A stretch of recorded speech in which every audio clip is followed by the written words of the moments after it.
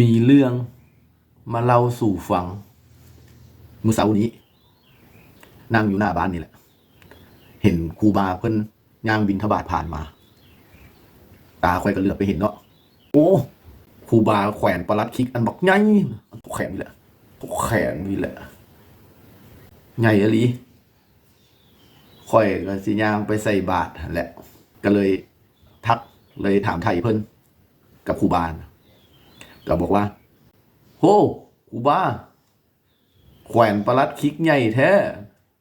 ครูบาเพิ่นก็ยิ้มจักหน่อยนึงแล้วเพิ่นก็ตอบไหวตักขนาดนักมวยเนาะเขาเลิกซกเขาต้องแขวนนวมนักฟุตบอลเลิกเตะเขาก็แขวนสตั๊ดครูบานี่แล้วเลิกแล้วอันนั้นน่ะก็เลยต้องแขวนไว้นี่แหละโอ้แม่นเนาะแม่นความครูบาอหลีเด้เนาะว่าโอ้แขวนกันใหญ่ที่ใหญ่ว่าเนาะ